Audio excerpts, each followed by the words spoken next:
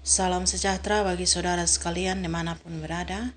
Firman Tuhan untuk kita pada PA Mamre 17 Juli sampai 23 Juli 2022. Kejadian 37 ayat 20 sampai 28. Demikian firman Tuhan. Sekarang marilah kita bunuh dia dan kita lemparkan ke dalam salah satu sumur ini. Lalu kita katakan, seekor binatang buas telah menerkamnya. Dan kita akan lihat nanti bagaimana jadinya mimpinya itu. Ketika Ruben mendengar hal itu, ia ingin melepaskan Yusuf dari tangan mereka. Sebab itu katanya, janganlah kita bunuh dia.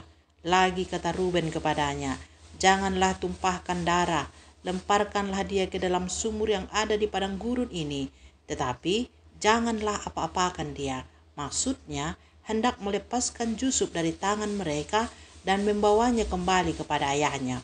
Baru saja Yusuf sampai kepada saudara-saudaranya, mereka pun meninggalkan jubah Yusuf, jubah maha indah yang dipakainya itu. Dan mereka membawa dia dan melemparkan dia ke dalam sumur. Sumur itu kosong tidak berair. Kemudian duduklah mereka untuk makan. Ketika mereka mengangkat muka, kelihatanlah kepada mereka suatu kafilah orang Ismail datang dari Gilead dengan untanya yang membawa damar, balsam, dan damar ladan. Dalam perjalanannya mengangkut barang-barang itu ke Mesir. Lalu kata Yehuda kepada saudara-saudaranya itu, apakah untungnya kalau kita membunuh adik kita itu dan menyembunyikan darahnya? Marilah kita jual dia kepada orang Ismail ini. Tetapi janganlah kita apa-apakan dia, karena ia saudara kita, darah daging kita. Dan saudara-saudaranya mendengarkan perkataan itu. Ketika ada saudagar-saudagar Midian lewat, Yusuf diangkat ke atas dari dalam sumur itu, kemudian dijual kepada orang Ismail itu dengan harga 20 sikal perak. Lalu Yusuf dibawa mereka ke Mesir. Sampai di sini firman Tuhan. Saudara-saudara Mamre yang dikasihi Tuhan Yesus, yang menjadi tema Mamre minggu ini terperangkap dalam penderitaan, tapi tetap berpengharapan kepada Tuhan, melakukan yang baik. Kalau kita simak kisah ini, maka tampaklah kepada kita betapa jahatnya hati manusia. Lebih banyak jumlah orang yang berhati jahat daripada yang baik.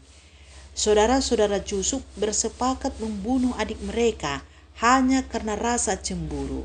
Mereka cemburu kepada Yusuf karena ia sangat istimewa di mata ayah mereka.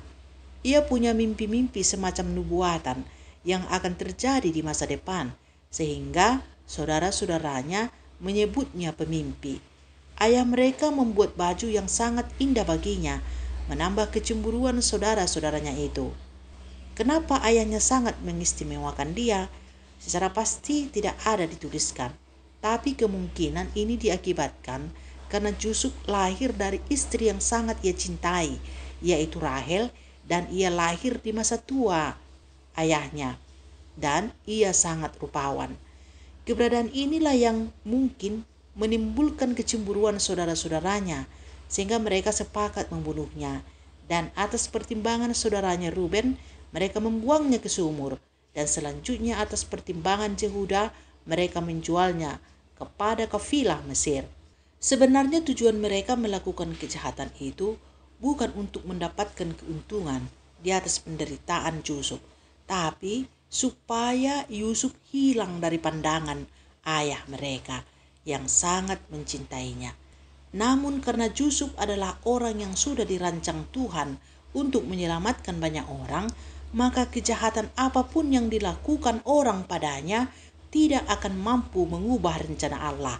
Orang yang diberkati akan tetap diberkati. Orang yang dipilih akan tetap dipakai. Dan orang yang direncanakan Allah akan terus dalam perlindungan Allah. Sekalipun Yusuf menderita karena kelakuan saudara-saudaranya dan menderita karena kelakuan istri Potifar tuannya itu yang memfitnahnya melakukan perbuatan tidak senonoh, Allah tetap melindunginya dan dia tidak celaka. Karena Yusuf seorang yang takut akan Tuhan dan karena berkat Tuhan selalu menyertainya, akhirnya ia menjadi orang penting di Mesir. Posisinya sebagai orang yang berkuasa atas seluruh Mesir. Posisi inilah yang menyelamatkan saudara-saudaranya dari kelaparan yang melanda seluruh negeri. Yusuf mengampuni saudara-saudaranya dengan tuntas tanpa bekas. Ia membuat saudara-saudaranya merasa tidak bersalah atas perbuatan yang sudah mereka lakukan. Yusuf berkata kepada mereka dalam Kejadian 45 ayat 4-8. Lalu kata Yusuf kepada saudara-saudaranya itu, "Marilah dekat-dekat." Maka mendekatlah mereka. Katanya lagi, "Akulah Yusuf saudaramu yang kamu jual ke Mesir.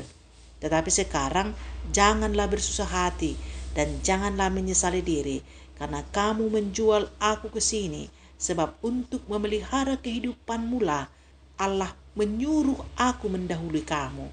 Karena telah 2 tahun ada kelaparan dalam negeri ini, dan selama 5 tahun lagi orang tidak akan membajak atau menuai.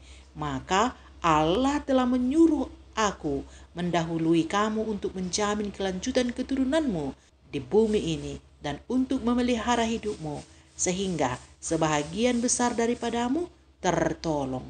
Jadi bukanlah kamu yang menyuruh aku ke sini, tetapi Allah. Dialah yang telah menempatkan aku sebagai bapa bagi Firaun dan tuan atas seluruh istananya dan sebagai kuasa atas seluruh tanah Mesir." Dari sikap dan perkataan Yusuf semakin jelaslah bahwa ia ada dalam rancangan Tuhan. Tidak ada kejahatan dalam dirinya, tidak ada dendam, dan sama sekali tidak mempersalahkan saudara-saudaranya yang telah menyakitinya. Saudara-saudara Mamre yang dikasihi Tuhan, jika saudara terjebak dalam penderitaan yang bukan karena ulah saudara sendiri, percayalah Tuhan akan menyelamatkan, memberkati, dan memakai saudara dalam rencana besarnya menyelamatkan banyak orang. Tetapi jika selama ini saudaralah yang selalu berbuat jahat, iri, dan cemburu, bertobatlah. Sebab bisa jadi suatu hari saudara akan datang kepadanya memohon pertolongan dan saudara akan menjadi sangat malu. Dan lagi pula orang jahat tidak berkenan kepada Tuhan. Tapi jika saudara terperangkap dalam penderitaan karena kejahatan dan kelalaian saudara sendiri, maka bertobatlah, sebab hanya pertobatan yang patut bagi orang jahat. Jika selama ini saudara suka begadang dan akhirnya sakit karena sering mengakses situs-situs terlarang, tinggalkanlah itu.